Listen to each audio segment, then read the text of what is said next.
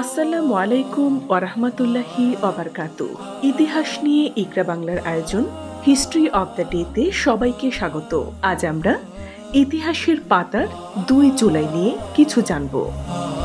১৯৩৭ সালের এই দিনে আটলান্টিক অতিক্রমকারী প্রথম নারী বৈমানিক আমিলিয়া ইয়ারহার্ট রহস্যজনকভাবে বিমানসহ নিখোঁজ হয়।